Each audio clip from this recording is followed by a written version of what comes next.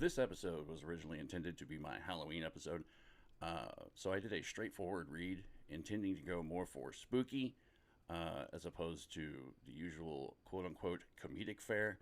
I will admit I was a bit over the top, I think, in the homunculus episode, so you will not hear the word ejaculate profusely entered within this one. This is a straight read, no punch-up on my initial script.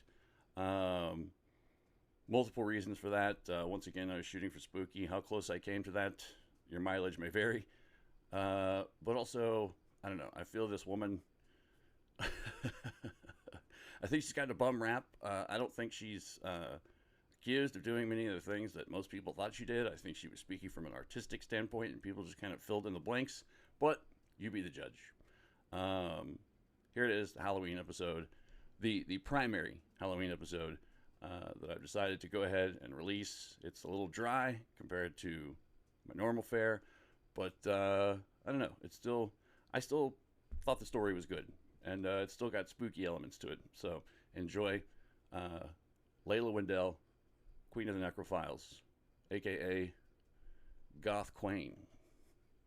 Goes a little something like this.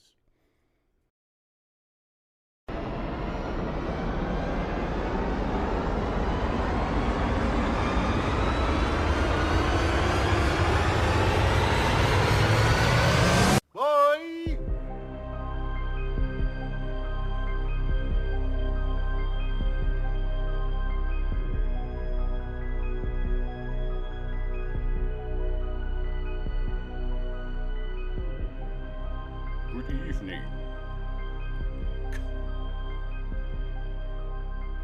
How you doing, ladies and germs? Welcome to another episode of Kooks, Cranks, and Iconoclast, the podcast. I'm your host, Michael Lucht, and this episode, really on the fence about whether to include the usual sponsors, because I don't know if they want to be associated with this evening's topic. So I'm going to forgo advertising this episode, as I have been the last several. When I get into a much longer topic, I will include it again. But I think I'll leave it out, because this episode, we're going to discuss Leilah Wendell, sometimes known as Queen of the Necrophiles, although I think that's a bit of a misnomer, because whether or not she actually engaged in sexual intercourse with dead bodies, I very much doubt it. I think people kind of took what she was saying and ran with it and sort of filled in the blanks, and she had no problem with that, because she very much court controversy in her time. But she has said some things that I could definitely see someone being led to believe that is the case. But I don't know. Why don't we hear from her straight from the Necrophile's mouth? Let's see what she's got to say. But you're going into the mausoleum. I don't care what you do in the mausoleum, dear. You're in the mausoleum. Right, Rita? Everybody who has their loved ones in a mausoleum right now, ones in a mausoleum. who is listening, Yes. is thinking, my God, I hope it isn't ours. But what are you talking? What is so terrible about going into a mausoleum? Tell me that. What do you fear Why that do they I'm put going to locks do? on the doors? What do you fear that I'm going to do in the Why do mausoleum? they put locks on the doors? What do they fear she's going to do? What exactly is Miss Wendell believed to be getting up to inside a mausoleum, hanging out with corpses, etc.? Well, let's jump into her story. Maybe we'll find out. Maybe this will enrich us, so to speak. In the long shadow of New York's crumbling piers and derelict warehouses of the early 1970s, a young artist named Leilah Wendell was already dreaming of death, not as annihilation, but as intimacy. While her peers were painting street scenes, abstractions, and postmodern irony, Wendell's sketchbooks filled with figures that looked neither wholly human nor wholly spectral. Slender bodies wrapped in veils of chiaroscuro, eyes half-lidded in rapture, lips parted as if whispering to something just beyond the visible. Even before she had a name for it, she was building what she would later call a relationship with the beautiful death. Wendell was born and raised in New York City, a fact that she confirmed often but rarely expanded upon. In her own writings, she offered almost nothing about her family or upbringing. This deliberate absence became part of her mythos. She presented herself not as a person who grew into her art, but as someone who arrived already bound to death by some invisible contract. In interviews decades later, she would explain that her lifelong preoccupation began as soon as I was aware of anything at all, quote unquote. Death was, in her telling, not a fascination born of trauma, but a constant companion. The one lover who never leaves, quote unquote. Wendell's earliest public exhibitions date from the mid-1970s when her paintings began to appear in small gallery circuits and art fairs. She trained as a painter and illustrator, and critics noted her technical skill. Pale, almost androgynous figures rendered with a delicate realism that bordered on photographic. What made them unsettling was not their detail, but their stillness. In works like Angel of the Last Breath and The Kiss of Oblivion, titles later cited in her catalogs, figures hovered between eroticism and decay. They are not corpses, she would say. They are transfigured. These early pieces carried faint echoes of symbolist painters, Ferdinand Knopf, Jean Delville, perhaps even Odilon Redon. All artists I've never heard of until I did this research. But Wendell's fixation on the personification of death was singular. Her death was not the Sith-bearing reaper of medieval art, nor the skeletal dance macabre of fin de siècle morbidity. It was a tall, shadowed male figure, both lover and god, whom she would eventually name Thanatos, although that name pre-existed, but we get the idea. Her depictions of him, part angel, part seducer, would become central to her life's work. Death is a companion, not adversary. In her 1988 book, Our Name is Melancholy, The Complete Works of Thanatos, Wendell would later describe how this presence first made itself known. The revelation, she said, was gradual but unmistakable. I realized, she wrote, that all my life I had been conversing with death, that he was not a void but a consciousness. He's always been with me, tender, patient, waiting. By the time she wrote those words, Wendell had already transformed that conviction into a public philosophy, but its seeds were evident much earlier. During the 1970s, when Western culture still largely treated death as taboo, Wendell's art confronted it head-on, and with tenderness. She began referring to herself in writings as a death artist, claiming her mission was to reconcile people to mortality through beauty. In one early statement, preserved from a gallery program, she declared, "I paint death to teach that he is not the enemy. Death is the continuation of love by other means." Wendell's early fascination with spiritualism and esoteric traditions appears to have deepened during this same period. While she rarely cited direct influences, her later essays reference Kabbalah, Hermeticism, and theosophical concepts of the astral plane. In the late 1970s, she began using the term necrosophy, a word of her own coinage, describing it as the wisdom of death. Necrosophy, as she defined it, was a philosophy and a devotional practice. It sought union with the consciousness of death itself. At its heart was the idea that death is not destruction, but transmutation, a necessary shedding of form that allows the soul to experience its true nature. In her cosmology, Thanatos was not a symbol, but an entity, the psychopomp and ultimate lover. To know him was to know one's eternal self. The language she used, union, rapture, embrace, etc., was erotic as much as mystical. And this merging of Eros and Thanatos placed her work in the same psychological terrain once charted by Georges Bataille, Anton Artaud, and the Surrealists, though Wendell arrived there through personal revelation rather than philosophy. To understand the boldness of Wendell's stance, one has to recall the American art scene of the 1970s. The post-war avant-garde had largely turned towards formalism, conceptualism, and performance art. Death, when it appeared, was usually ironic or political. Wendell's romantic mysticism stood outside these trends. Her art was too sincere for postmodern irony, too figurative for the conceptualists, and too mystical for the critics who valued detachment. Yet it resonated deeply with a smaller, darker current that would later be labeled Gothic, death art or dark romanticism. She wasn't alone in exploring the eroticism of death. Filmmakers like Jorg Buttgereit and artists like Joel Peter Witkin were working parallel veins, but Wendell's tone was utterly different. Where others sought shock or grotesquerie, she offered devotion. She wrote that she didn't paint to provoke disgust, but to, quote, reintroduce death to the human heart, unquote. When you strip away fear, she once said in an interview, you find longing. That is what we truly feel for death, longing to be understood by the only one who can see us whole. By the late 1970s, Wendell's imagery had become unmistakable. Pale figures in intimate poses with shadowed beings, scenes of nocturnal serenity, the merging of human and spectral. Around this time, she began to conceive what she called the House of Death, not yet a literal place, but a vision, a sanctuary where art and ritual could merge. New York, with its noise and commerce, seemed increasingly wrong for her purposes.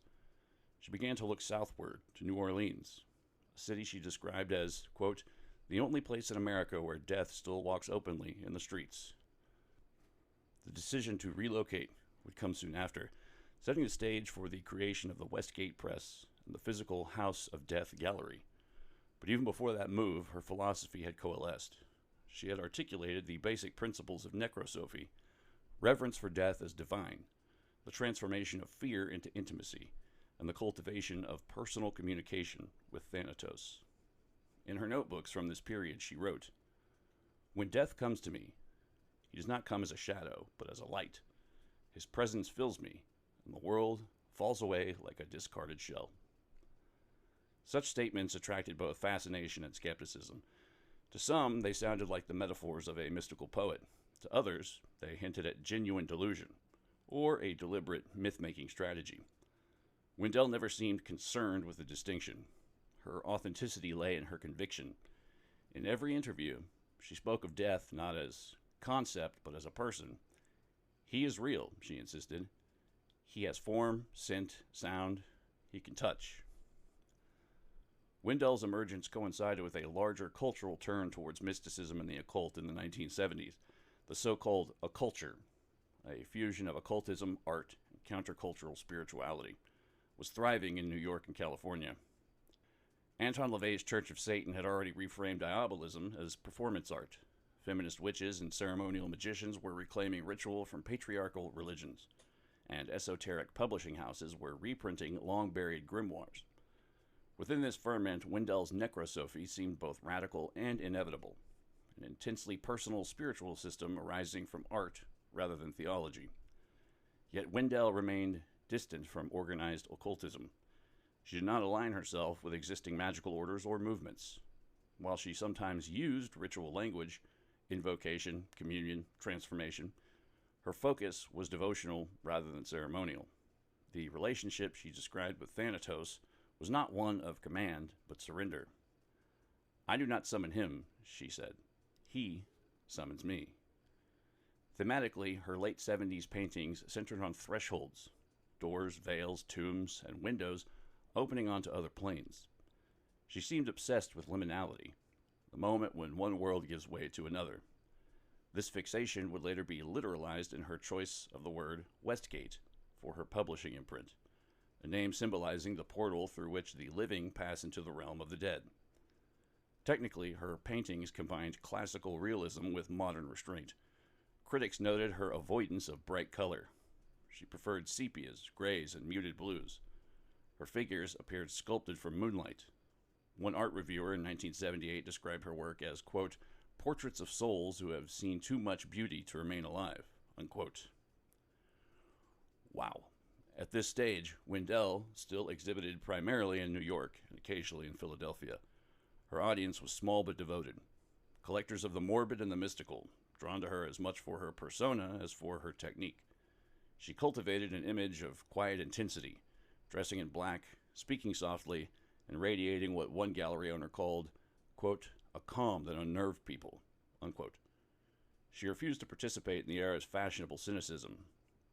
I don't do irony, she told an interviewer. Death deserves sincerity. Around this time, she began to speak more openly about her personal experiences with death. Not metaphorically, but physically. These accounts would later become some of the most controversial elements of her public life. Wendell claimed that in her presence, the dead sometimes responded to her. In one later interview, she recounted that, quote, "The recently deceased have set up for me, as though to acknowledge that they know I am there," unquote. She insisted this was not necromancy, but a natural result of her communion with Thanatos. Death recognizes its own, she said. Such statements blurred the line between mysticism and pathology in the eyes of skeptics, yet Wendell delivered them without theatricality. To her, these encounters were proof of death's reality and benevolence. Quote, "The body moves because the soul wishes to greet me," she explained. "It's not horror, it's reverence." The unapologetic literalism set her apart from most mystical artists, who might couch such experiences in symbolic terms. Wendell seemed determined to erase the metaphor altogether. For her, art was documentation, each painting a record of real contact with the divine figure of death. That conviction would soon evolve into a full-blown public theology. By 1979, Wendell was preparing to take her next step. She had begun assembling a series of manuscripts and essays elaborating the tenets of necrosophy, texts that would later form the core of Our Name is Melancholy. At the same time, she sought to create a platform for publishing and exhibiting work dedicated exclusively to the beauty of death.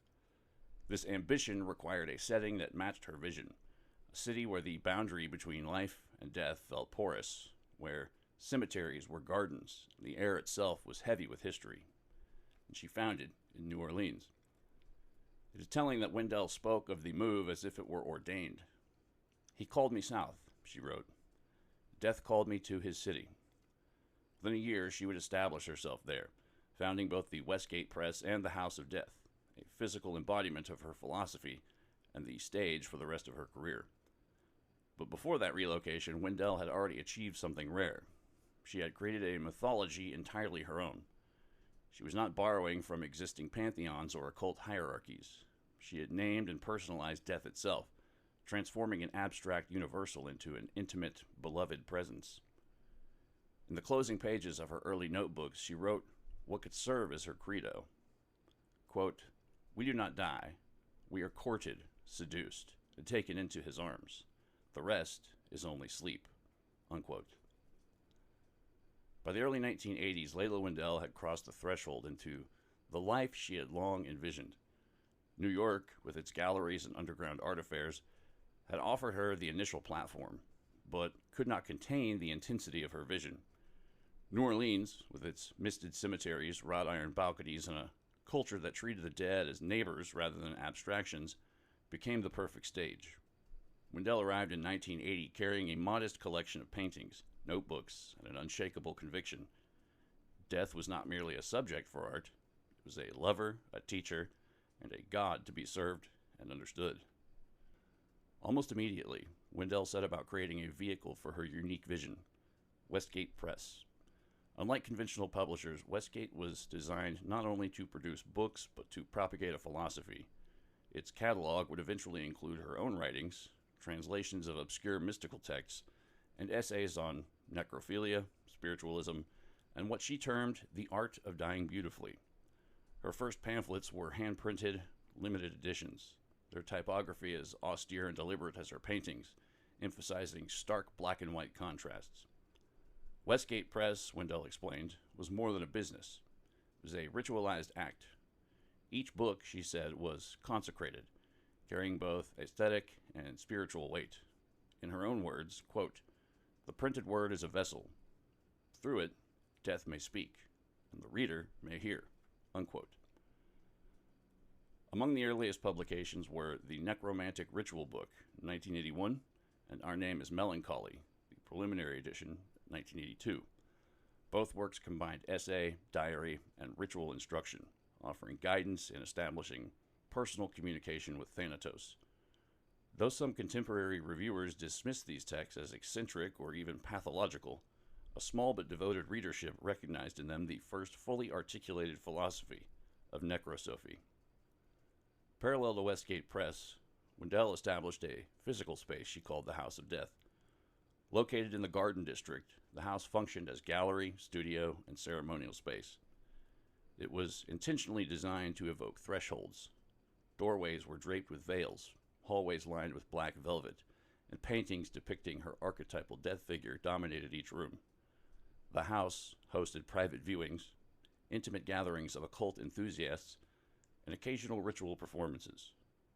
Wendell insisted that all participants behave with solemnity and respect. Humor or cynicism was strictly forbidden. Visitors recalled the atmosphere as simultaneously awe-inspiring and unnerving. One early attendee, a writer documenting New Orleans occultism in 1983, described the experience. Quote, "Stepping into the House of Death felt like entering a cathedral suspended between life and afterlife. Wendell moved through the rooms like a high priestess, her presence commanding attention without effort. You were aware that this was no mere performance. This was devotion made flesh." Unquote. The House of Death also functioned as a repository of Wendell's collected materials. Photographs of cemeteries, annotated occult texts, and objects she claimed were touched by spirits. Some were ceremonial, others personal. Wendell emphasized that each item held spiritual resonance. To touch it without permission was to commit sacrilege. With both press and house established, Wendell began formalizing her philosophy. Necrosophy, she insisted, was neither hobby nor aesthetic affectation. It was a comprehensive system for understanding mortality, desire, and spiritual evolution. Its principles were straightforward yet radical. Death as conscious entity. Thanatos exists independently of human imagination. He can be perceived, communed with, and loved. Intimacy through surrender. Human beings approach death through devotion, ritual, and eroticized communion. Fear obstructs recognition. Rituals as revelation. Ceremonial practice, art, and literature serve as bridges between the living and the realm of death. Transmutation, not oblivion. Physical death is a threshold. The soul continues in other forms or states. Understanding this liberates the living from existential dread. In lectures and interviews, Wendell elaborated on each principle with vivid anecdote. She spoke of corpses in her presence appearing to respond, of subtle movements and postures that indicated acknowledgement. She framed these occurrences not as grotesque curiosities, but as evidence that her philosophy was real. Quote, "I have known the dead who rise to see me, if only for a moment. They do not fear me. They recognize me as one who serves death. What greater validation could there be?" Unquote. By the mid-1980s, Wendell had attracted attention beyond New Orleans. Art critics were intrigued, occultists fascinated, and journalists both curious and scandalized. Her uncompromising statements about intimate communion with death, combined with the house's foreboding aesthetic, earned her the moniker Priestess of the Beautiful Death in some alternative press outlets. Controversy followed naturally. Critics in mainstream newspapers questioned her sanity. Some labeled her a necrophile, an accusation Wendell neither fully denied nor addressed directly. In her writing, she defends physical communion with death as spiritual, not sexual, though she acknowledged that the line between Eros and Thanatos was deliberately thin. She insisted her practices were consensual with the dead in a spiritual sense, framed by ritual and intent. For Wendell, the act of contact was reverent, even sacred. Quote, "The living cannot understand. They are shackled by fear, but the dead, they know freedom, and through that freedom, I learn what it is to truly love." Unquote. Her unapologetic literalism polarized her audience. Some devotees saw a prophetic figure, the first modern necrophile to elevate death into an art and a religion. Skeptics saw an eccentric at best, a deluded or attention-seeking individual at worst. Attention itself became part of her persona. Wendell rarely granted interviews to conventional media, choosing instead occult journals, small press publications, and her own Westgate press releases. Despite, or perhaps because of, the controversy, Wendell cultivated a small network of artists, writers, and spiritual seekers. They assisted in publishing, ritual preparation, and the maintenance of the House of Death. Some were apprentices in necrosophy, others documentarians of her work. This inner circle reinforced the aura of exclusivity around Wendell's philosophy. To be admitted into her world required commitment to both art and ritual discipline. Several of her collaborators later recounted her insistence on precision and respect. Every gesture, whether in painting, ritual, or conversation, was imbued with intent.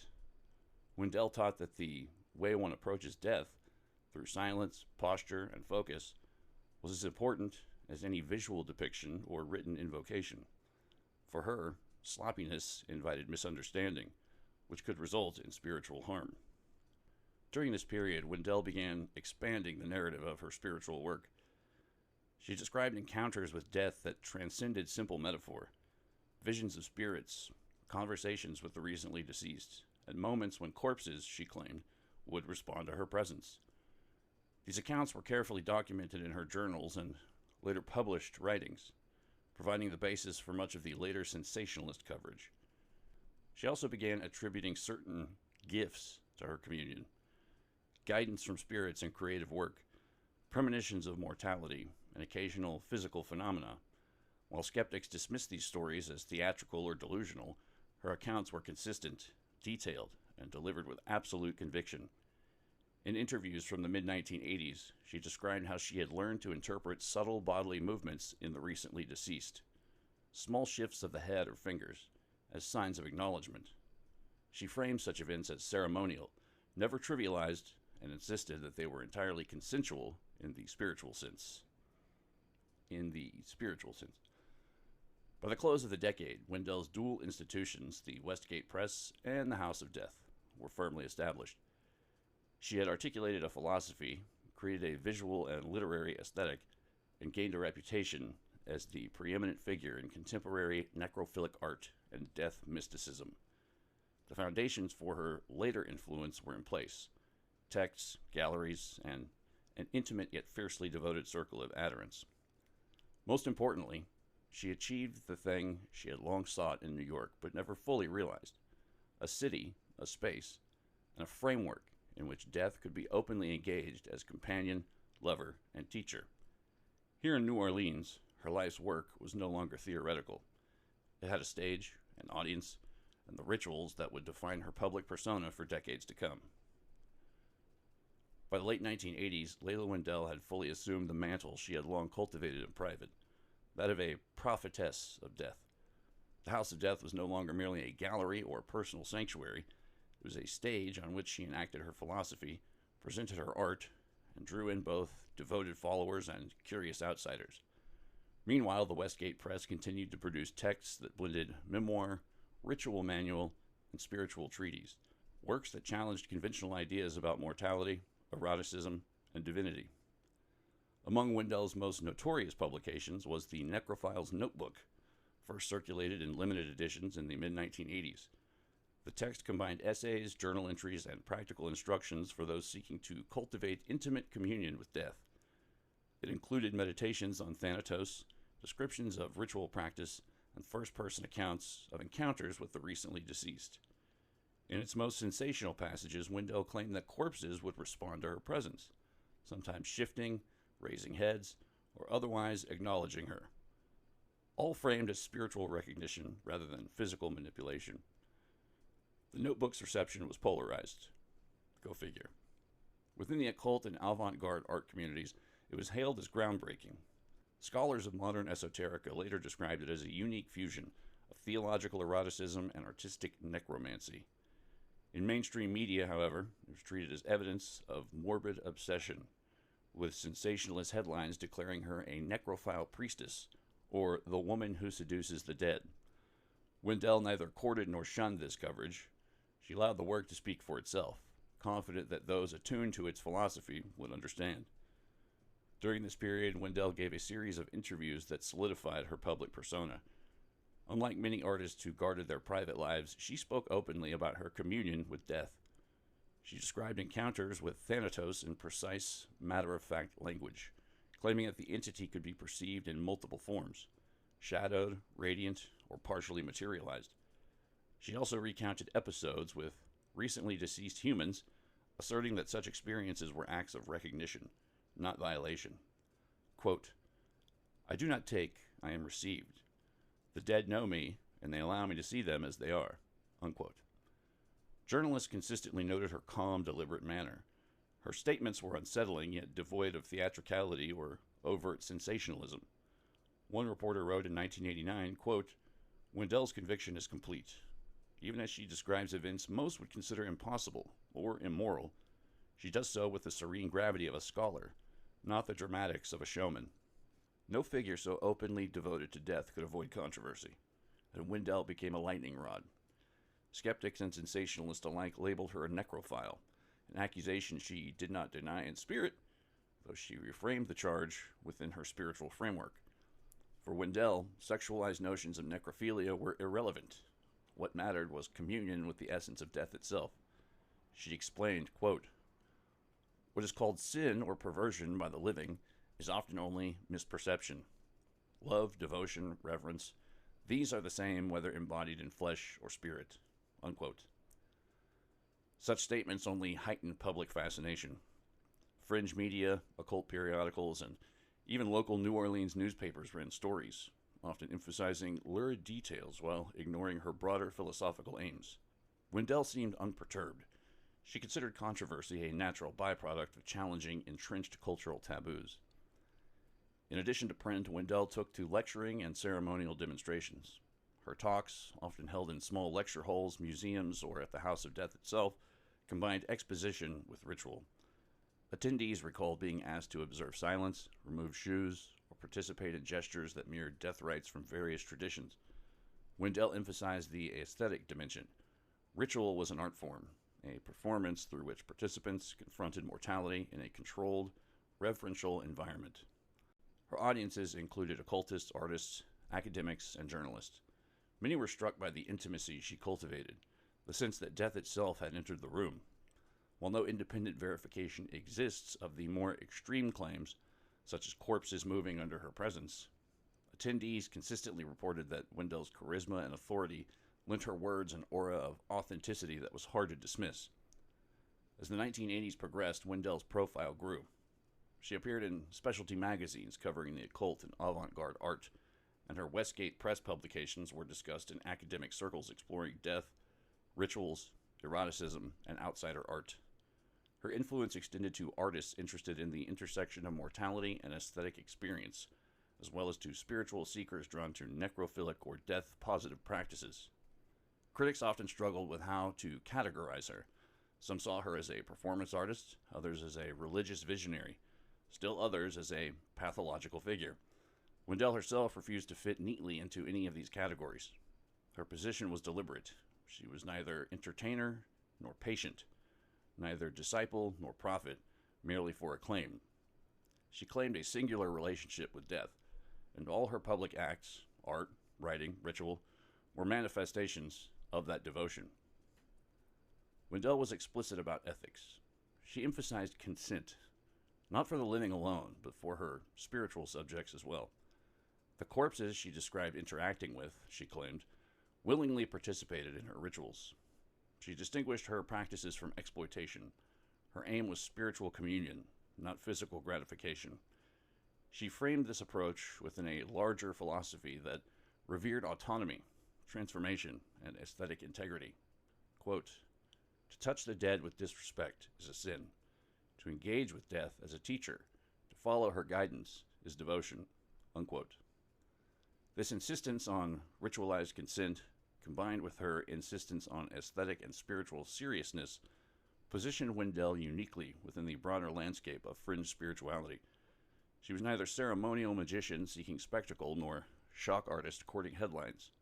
Wendell's mission, as she repeatedly affirmed, was to reconcile humanity with the inevitability of mortality, and to do so through beauty, devotion, and unflinching honesty.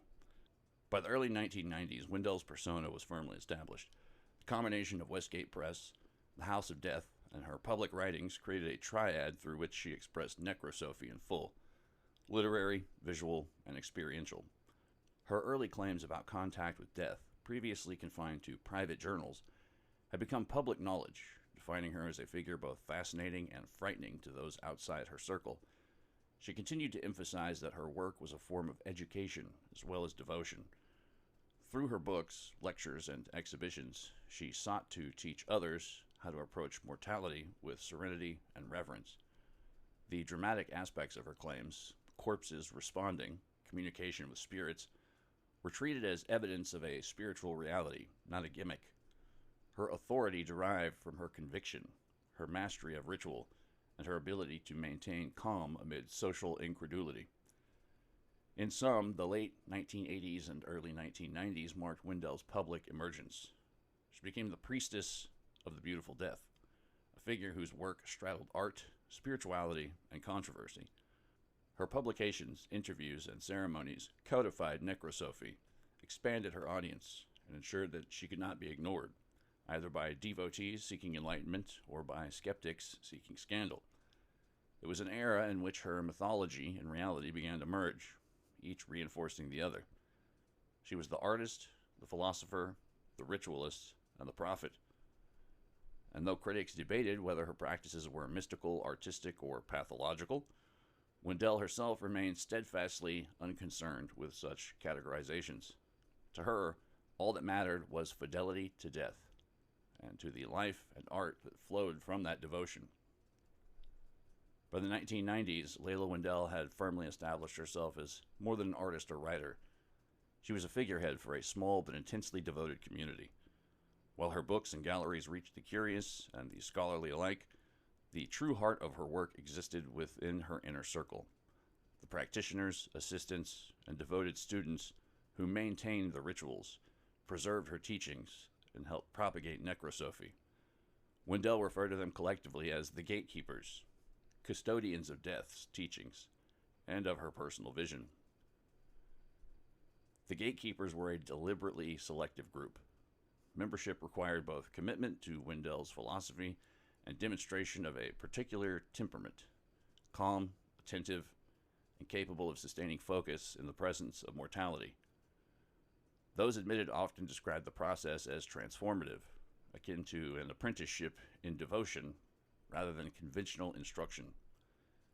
Gatekeepers participated in multiple aspects of Wendell's life, managing the House of Death, overseeing the production of Westgate press materials, cataloging her art, and assisting in ceremonial practice. Many of these individuals later recounted that Wendell treated them not merely as students or aides, but as collaborators, co-creators in a living philosophy. She expected precision and solemnity in every task, whether arranging an exhibit or performing ritual invocations of Thanatos. By this period, the House of Death had evolved into a fully realized space, part gallery, part temple, part research center for necrophiles. Every object, painting, and book was meticulously arranged to facilitate ritualized interactions. Gates, thresholds, and passages were designed to create transitions between the mundane and the spiritual. The layout reflected Wendell's belief in liminality. Every step taken within the space was a symbolic passage from life toward the presence of death. Ceremonial practice was central. Gatekeepers often assisted in staging these rituals, which ranged from meditative gatherings to extended multi-day observances. These practices were intended to cultivate communion with Thanatos, attune participants to spiritual signals, and occasionally observe the phenomena that had made Wendell's reputation: subtle movements of recently deceased individuals in her presence, shifts in objects, and other signs interpreted as acknowledgement from the dead. Wendell maintained rigorous standards for ethical engagement, repeatedly emphasizing respect and consent, both human and spiritual. Wendell's influence extended far beyond her immediate circle. Artists, spiritual seekers, and writers from across the country traveled to New Orleans to visit the House of Death or attend workshops. She became a figure in a growing death-positive subculture, which blended Gothic aesthetics, occult practice, and meditation on mortality. While mainstream culture continued to view her work as eccentric or even grotesque, within these communities she was a revered authority. Gatekeepers later recounted that Wendell treated art, ritual, and philosophy as inseparable. Paintings were not only aesthetic objects, but also instruments of spiritual instruction. Ceremonial gestures informed her canvases. Inscriptions and symbolic imagery conveyed principles of necrophiles in visual form. Her life, therefore, became an integrated performance. Every word, every brushstroke, Every ritual action contributed to a cohesive theology of death. The 1990s also marked a period of intensive documentation. Gatekeepers helped catalog her art, preserve journals, and publish limited editions through Westgate Press. Wendell was meticulous about recording each ritual, encounter, and claimed phenomena, often cross-referencing experiences with earlier works to illustrate continuity. She viewed this as both scholarship and devotion. By documenting death's responses, she created a legacy that could outlast her own lifetime. One recurring theme in these records was the consistency of her experiences with the dead. Gatekeepers consistently reported that Wendell's descriptions, whether written or verbal, remained uniform across decades, reinforcing her claim that she was engaging with a conscious entity rather than indulging in fantasy. For skeptics, this consistency might not constitute proof, but for those within her inner circle, it validated the authenticity of her communion with Thanatos. Wendell's activities occurred within a larger matrix of occult and artistic communities. She maintained correspondence with occult writers, death-positive advocates, and underground artists internationally. While she did not formally affiliate with major magical orders or religious organizations, her influence permeated the fringes of contemporary spirituality.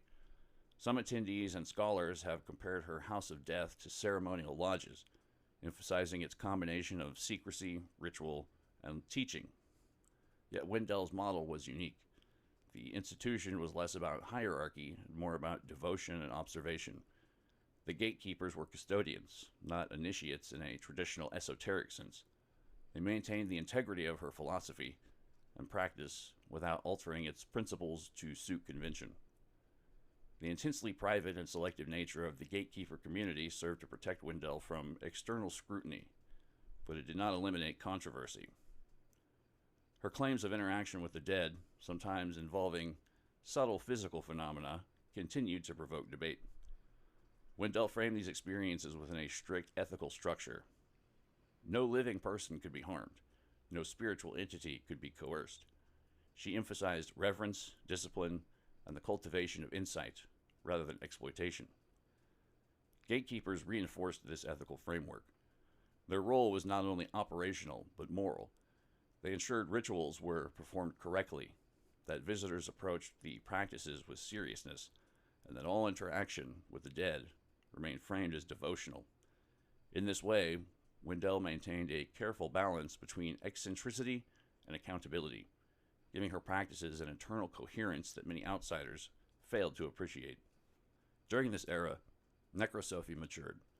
Early essays and pamphlets evolved into more complex treatises that combined theology, art theory, and practical instruction. Wendell's public writings emphasized personal responsibility, devotion, and the transformative potential of death consciousness. She continued to assert that the dead could communicate in subtle ways, framing these phenomena as integral to spiritual development rather than as parlor tricks. The philosophy also adapted to the realities of her growing audience. While early gatekeepers were few, Wendell began to codify principles for broader engagement, ethical precepts, guidelines for ritual, and a formal vocabulary for describing interactions with Thanatos. This formalization helped establish necrosophy as a coherent system rather than a series of idiosyncratic claims. By the end of the 1990s, Wendell's influence was secure among those attuned to her philosophy. The gatekeepers ensured continuity of practice, while Westgate Press disseminated her ideas to wider audiences. Artists incorporated her aesthetic into emerging dark romantic and death-positive movements, and spiritual seekers looked to her as a guide in approaching mortality without fear. Even those who never entered her house of death could encounter her impact through art, literature, and ritual instruction. Wendell had created a legacy that was at once intimate and expansive, a personal communion with death extended outward through students, texts, and cultural inspiration. By the turn of the 21st century, Leilah Wendell had become an institution unto herself. The House of Death continued to operate as a private sanctuary for her inner circle, while Westgate Press maintained a steady output of manuscripts, essays, and reproductions of her work. Wendell herself remained a figure both enigmatic and resolute, increasingly described by devotees as the living embodiment of her philosophy. death personified, serene and unyielding.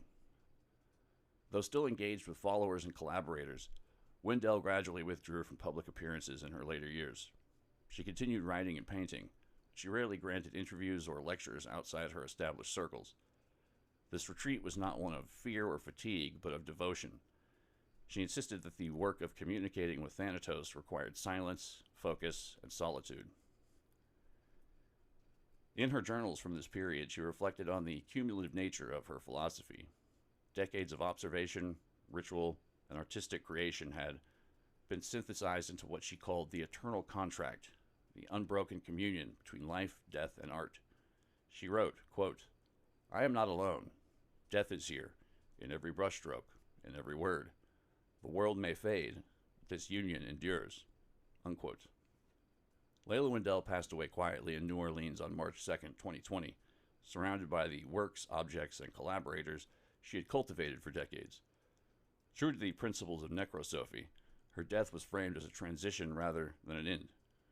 Within her inner circle, ceremonies were held to honor her life and reaffirm the philosophy she had lived so thoroughly. Her passing became, in essence, the culmination of the very teaching she had spent her life articulating, that death, approached with reverence and intimacy, could be understood not as loss, but as transformation. While her death was confirmed publicly, she left behind no grand statements or posthumous revelations, in keeping with her lifelong emphasis on personal communion with Thanatos. The act of dying itself became the final testament to her philosophy, lived experience superseding doctrinal declaration. Wendell's influence is evident across multiple domains.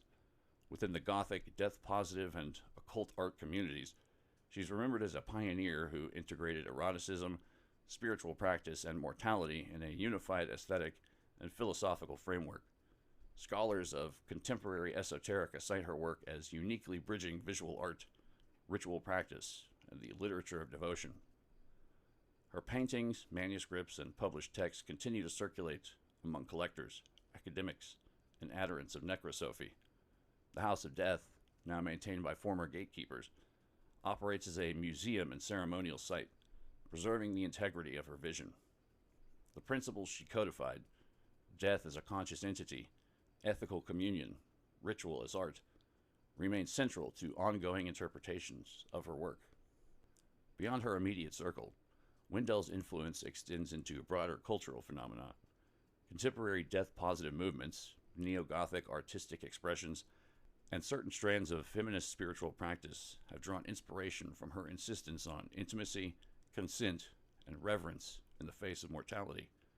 She's frequently cited as a reference point for discussions of ethical engagement with death in art, ritual, and literature. Even among skeptics, her work compels attention. Whether viewed as eccentricity, artistic innovation, or spiritual devotion, Wendell's life and output resist simplification. The dramatic claims of interacting with the dead, her meticulous codification of ritual, and her aesthetic sensibility together create a portrait of a figure who defies categorization, simultaneously an artist, mystic, philosopher, and agent provocateur. Leilah Wendell often described herself as, quote, the bride of death, unquote, a title she used both literally and symbolically. In her writings, she referred to death as lover, consort, and teacher, a constant presence that guided her art and philosophy. This metaphor became literal in the sense that her life was wholly subordinate to the principles of necrosophy. Every action, creation, and ritual was an expression of her devotion. The image of Wendell as an eternal bride of death encapsulates her singular achievement. She did not merely contemplate mortality, she entwined herself with it, creating a life, philosophy, and body of work inseparable from her chosen consort. To her followers, she remains an exemplar of what it means to live and die with conscious intimacy, a figure whose devotion transformed her fear into beauty, separation into communion. In sum, Leilah Wendell's life presents a rare case in which artistic creation, spiritual philosophy, and personal myth-making coalesced into a coherent lived system. From her early sketches in New York to the establishment of the House of Death, her publications, and her final years surrounded by devoted gatekeepers, Wendell embodied the principles she espoused: reverence, intimacy, and the transmutation of mortality into aesthetic and spiritual experience. Her enduring legacy is multidimensional, artistic, paintings and visual works that merge Gothic romanticism with spiritual devotion; philosophical, necrosophy as a framework for understanding and engaging with death; cultural, influence on death-positive movements, Gothic art communities, and contemporary occult practice; mythic, the creation of a persona that lives on as a symbol of union with death, both terrifying and beautiful. Ultimately, Wendell's life challenges the boundaries between art, religion, and lived experience. She was an artist who painted not merely with pigment, but with devotion, a mystic who engaged with the ultimate unknown on her own terms, and a cultural figure whose insistence on sincerity and intimacy continues to provoke, inspire, and unsettle. Her final words, preserved in the closing lines of her journals, encapsulates the ethos of her life. Quote, "I do not fear the end. I am held, I am known, I am wed, and in that union, all is grace." Unquote. That's going to be the conclusion of the most serious, straightforward read I've ever done, ladies and gentlemen. Happy Halloween. And may this season, where the veil between worlds grows thin, remind you to be thankful for everything you have. And say hello to those no longer with us. My name is Michael Luck, and this has been Kooks, Cranks, and Iconoclast. Hope you enjoyed this episode. It was a little bit of a departure from the usual fare, but I don't know. Seemed like a good topic to try a straight read once in a while. So, thanks for listening, folks. Hope you enjoyed it. We'll see you on the next one.